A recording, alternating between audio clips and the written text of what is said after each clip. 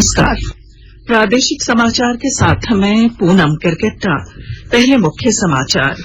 देश में आज से वरिष्ठ नागरिकों और अन्य रोगों से ग्रस्त 45 वर्ष से अधिक उम्र के लोगों के लिए कोविड टीकाकरण अभियान शुरू। प्रधानमंत्री ने दिल्ली के एम्स में टीके की पहली डोज ली। राज्य में आज से 8 और इससे ऊपर की कक्षाओं के खुलेंगे शैक्षणिक संस्थान, सिनेमाघर और पार्क भी खुलेंगे। झारखंड विधानसभा के बजट सत्र का दूसरा दिन आज पेश होगा अनुपूरक बजट। और चंडीगढ़ में चल रहे राष्ट्रीय वुशु चैंपियनशिप में झारखंड के खिलाड़ियों ने कल 3 पदक जीते। गीता खलखो ने जीता स्वर्ण। और अब समाचार विस्तार से। कोविड-19 महामारी के खिलाफ देश एकजुट होकर लड़ रहा है। आप भी हमारे साथ सुरक्षा और बचाव के 3 आसान एहतियाती उपायों का संकल्प लें। मास्क पहनें, 2 गज की दूरी है जरूरी, सुरक्षित दूरी बनाए रखें, हाथ और मुंह साफ रखें। पूरे देश में कोविड टीकाकरण के दूसरे चरण के तहत आज से वरिष्ठ नागरिकों और 45 वर्ष से ऊपर के बीमार लोगों को टीका लगाने का कार्य शुरू हो गया है। इसके लिए पंजीकरण आज सुबह 9 बजे से वेबसाइट www.cowin.gov.in पर शुरू हो गया है। सभी संबंधित नागरिक कोविन 2.0 पोर्टल या आरोग्य सेतु ऐप का इस्तेमाल कर कहीं से भी टीकाकरण के लिए पंजीकरण कराकर टीका लगाने के लिए समय ले सकते हैं। 10,000 सरकारी अस्पतालों में ये वैक्सीन मुफ्त लगाई जाएगी, जबकि करीब 20,000 निजी टीकाकरण केंद्रों पर वैक्सीन का खर्च लोगों को वहन करना होगा। टीकाकरण अभियान के तहत निजी अस्पताल कोविड-19 वैक्सीन के लिए 250 रूपये प्रति डोज तक ले सकते हैं। केंद्रीय स्वास्थ्य मंत्री ने कहा कि राज्य सरकारों को स्वास्थ्य बीमा योजना के तहत सूचीबद्ध सभी निजी अस्पतालों को कोविड टीकाकरण केंद्र बनाने की छूट होगी। राज्य सरकारें सभी सार्वजनिक क्षेत्र के उपक्रमों के स्वास्थ्य केंद्रों और सभी सरकारी स्वास्थ्य केंद्रों का इस्तेमाल कोविड टीकाकरण केंद्र के रूप में कर सकती हैं। सभी राज्यों और केंद्र शासित प्रदेशों को पंजीकरण की प्रक्रिया के 3 तरीकों के बारे में बताया जा चुका है। पहले तरीके के अनुसार सभी लाभार्थी स्वयं कोविन 2.0 पोर्टल और आरोग्य सेतु ऐप के जरिए स्वयं पंजीकृत करा सकते हैं। इसके कोविड टीकाकरण केंद्र के रूप में दर्ज सभी सरकारी और निजी अस्पतालों में उपलब्ध तारीख और समय का पता चल सकेगा। सभी लाभार्थी अपनी सुविधा अनुसार कोविड टीकाकरण केंद्र चुन सकते हैं और टीका लगवाने का समय भी प्राप्त कर सकते हैं।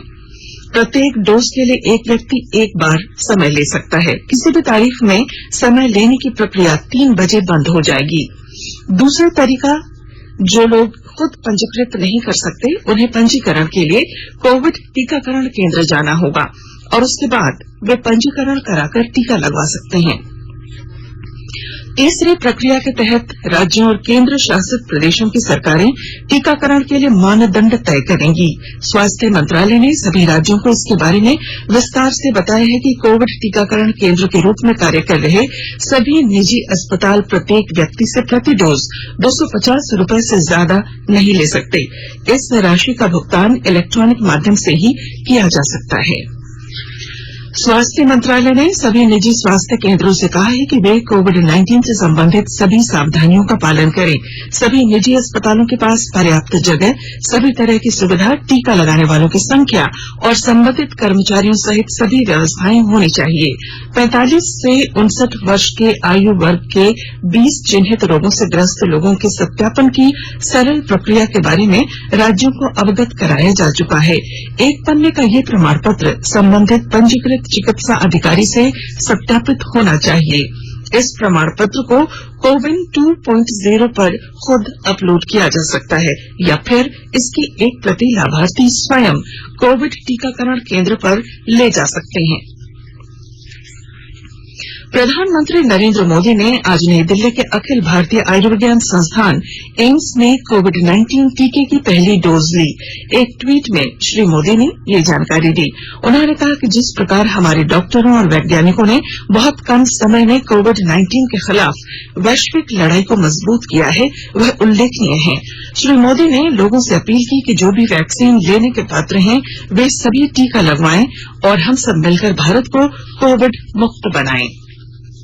झारखंड में भी कोरोना टीकाकरण के अगले चरण की आज से शुरुआत होगी। इस चरण में 60 वर्ष से ऊपर के बुजुर्गों को कोरोना रोधी टीका लगाया जाएगा। वहीं 45 से 59 वर्ष के वैसे लोगों को भी टीका लगाया जाएगा जो गैर संचारी रोग जैसे मधुमेह, उच्च रक्तचाप सहित अन्य बीमारी से ग्रसित हैं।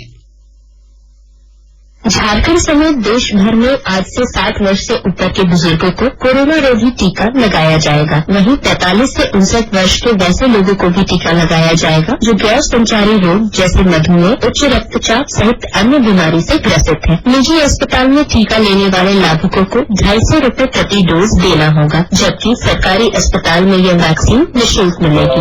60 वर्ष से ऊपर के लोग सीधे टीकाकरण केंद्र पर आकर ऑन द स्पॉट रजिस्ट्रेशन करवा सकते हैं और उसके कुछ देर बाद टीका ले सकते हैं। इसके लिए आधार कार्ड और मोबाइल नंबर अनिवार्य होगा। वहीं 50 से 59 वर्ष के बीच के लोग किसी भी केंद्र में जाकर तत्काल सेवा के तहत रजिस्ट्रेशन करवाकर टीका ले सकते हैं। कुछ लोग कोविड रजिस्ट्रेशन करवाकर बाद में टीका लेना चाहते हैं तो उनके लिए भी यह व्यवस्था उपलब्ध रहेगी। शिल्पी, आकाशवाणी समाचार, रांची।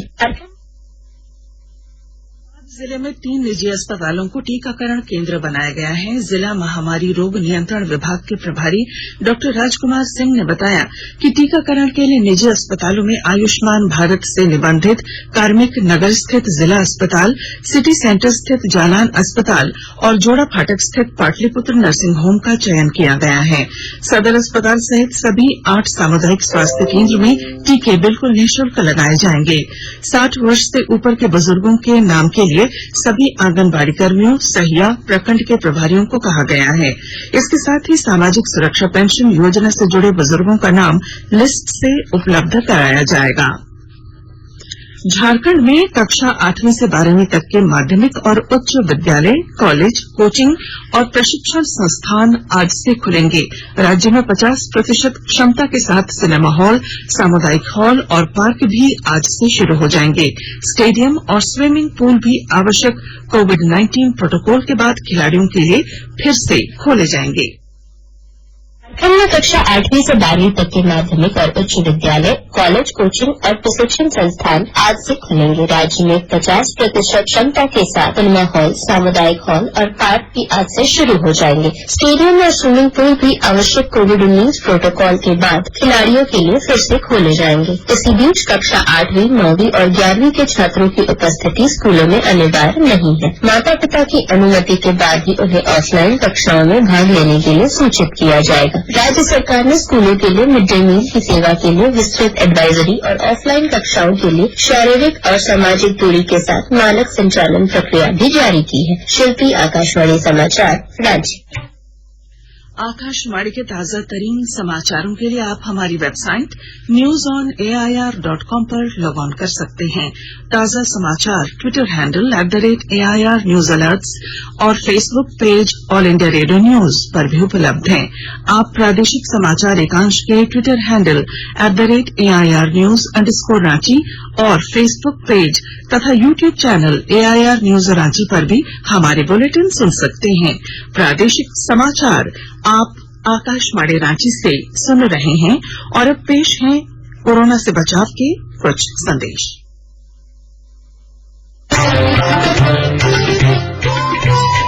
कोविड-19 से बचाव और सुरक्षित रहने के 3 उपाय।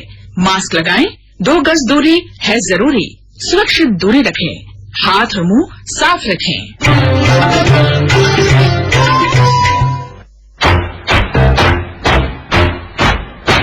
चलो मिलकर शुरुआत करें, चलो एक फैसला आज करें। मास्क नहीं तो केंगे, कोरोना को रोकेंगे। चलो एक वादा करते हैं, चलो एक वादा करते हैं। मास्क नहीं तो केंगे, कोरोना को रोकेंगे। भारत सरकार द्वारा जनहित में जारी। प्रादेशिक समाचार में आपका फिर स्वागत है। झारखंड विधानसभा के बजट सत्र का आज दूसरा दिन है। इसमें प्रश्नकाल के अलावा वित्त वर्ष 2020-21 का द्वितीय और अंतिम अनुपूरक बजट पेश किया जाएगा। वहीं आम बजट 3 मार्च को पेश होगा। रामगढ़ जिले में नुक्कड़ नाटक के माध्यम से सरकार द्वारा चलाई जा रही विभिन्न जन कल्याणकारी योजनाओं के प्रति लोगों को जागरूक किया जा रहा है। जिले के सभी प्रखंडों में यह काम एन यूनिट ऑफ रिसर्च कला दल के लोगों द्वारा किया जा रहा है। विस्तृत ब्यौरा दे रहे हैं हमारे रामगढ़ संवाददाता। रामगढ़ जिले में नुक्कड़ नाटक के माध्यम से सरकार द्वारा चलाई जा रही विभिन्न जन कल्याणकारी योजनाओं के प्रति लोगों को जागरूक किया जा रहा है। जिले के सभी प्रखंडों में यह काम एन यूनिट ऑफ रिसर्च कला दल के लोगों के द्वारा संपन्न हो रहा है। इस जागरूकता कार्यक्रम में कोरोना से बचाव के उपायों, सड़क सुरक्षा, पढ़ाओ बेटी बचाओ, मुख्यमंत्री सुकन्या योजना एवं तंबाकू नियंत्रण जैसे कई योजनाओं के प्रति आम लोगों को जागरूक किया जा रहा है। नुक्कड़ नाटक के द्वारा विभिन्न योजनाओं के बारे में जानकारी देने से इसका गहरा असर आम ग्रामीणों के मस्तिष्क पर भी पड़ रहा है, जिससे लोग प्रभावित होकर जागरूक होने लगे हैं। कौशल किशोर तिवारी, आकाशवाणी समाचार, रामगढ़।